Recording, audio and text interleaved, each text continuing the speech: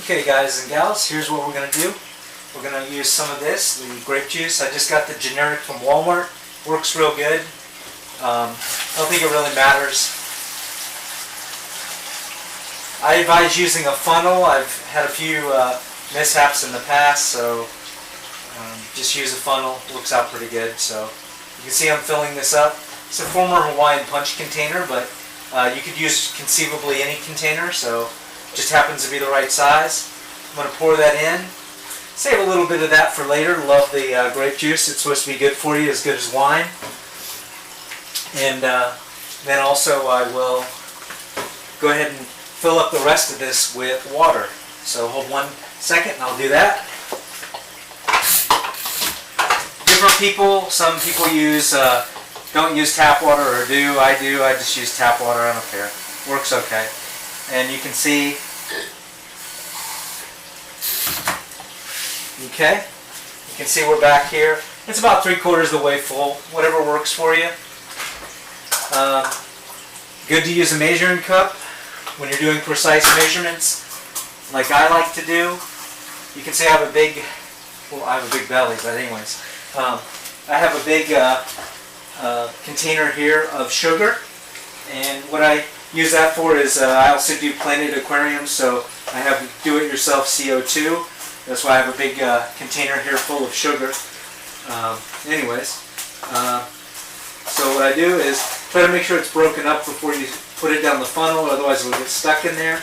So that's a good thing to do. Mush it down if it's at all kind of caked up into pieces, and then just go ahead and dump in a couple cups of sugar. Remember, the grape juice already has a fair amount of sugar in it, so it just depends on how sweet you want it. I don't know. Even though I'm using a measuring cup for preciseness, I don't really follow any kind of recipe or anything. I just sort of throw it in there. You can also see on the web, this is called, some people call it hobo wine, or there's also another hobo cider you've heard of maybe. Kind of cool, but it's just a fun project to make your own. And you might have to use I'm using a thermometer here, a digital thermometer, to get the rest of the sugar in there. I'm going to take 1 more cup, and that'll be almost 2 cups, so should be enough. Again, it's not a precise. Let's put a little more in. We want a little more alcohol, so let's make it a little extra good. Put that in there, and looks like that's in there. Then we're going to take our yeast packet. Different people say to use different ones. I've used the Fleischmann's Active Dry Yeast for all kinds of brewing projects and for the planted aquarium, and I've also tried using other brewers' yeast and stuff, and frankly, for my purposes, it hasn't. If I was making a fine wine, it might matter, but for what I do, it didn't seem to make a bit of difference. So I'm just gonna put some in there. I don't know. I'd say about half. Again, doesn't matter. It's just trying to turn that alcohol, or that sugar into alcohol. And there you go. So once that's done, just put that down. Carefully take that away. You want to keep that from getting sugar everywhere. I'm going to go ahead and put another cap on here, one that I have temporarily.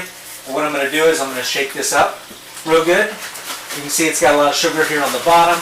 Just want to agitate it, get it nice and mushed around. Shake, shake, shake, shake, shake. It's a lot of fun. So anyways, then you take the cap off, and this, you got to make sure that you, to make an airlock out of it. That's right. I remember what it is. It's called an airlock now. Anyways, you need some substance in there. Some people use water. Different people use different things. For our purposes today, a lot of people recommend using vodka, putting vodka in there. So that's what we're going to do. Come to think of it, we could just drink the vodka, or pour the vodka into the grape juice, and that would be pretty good too. But anyways, Anyway, so it's got some lines on it to indicate how far you should fill it up. And so that's what I'm going to do now. I'll do that off camera here over the sink. And there we go. Now you can see it's about halfway. That's pretty good. Nothing better than Mr. Boston vodka. You know, that's good stuff. Okay, we'll go ahead and put the lid on this. Keep any kind of dust or, I don't know, critters. I guess if the critters wanted to get drunk, they could try and get in there. And then we're just going to go ahead and put this on. I'm going to seal it up pretty good here. Make it nice and tight. And there you go. You got your do-it-yourself wine. I'll zoom in real quick and you can check it out. See how it looks. Let me turn it this way so you can actually see the particulate, the yeast floating around in there. And we'll zoom in a little bit. I don't know if you can see too well there, but you can see there's it's kind of murky a little bit. And you can see that it's got floating around on the top and inside all the yeast.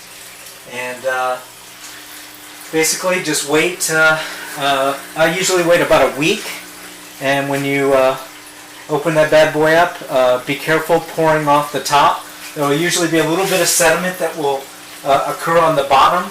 You want to just go ahead and on that, just leave that on the bottom. So carefully pour off the top, and it'll go ahead and make you a nice homemade wine. And there's a lot of do-it-yourself guides on the web, and probably a bunch of videos here on YouTube also, so you can check those out. And just thought I'd show you my technique. So if you have any questions, feel free to ask them in the comments section. Other than that, just have a great day and enjoy.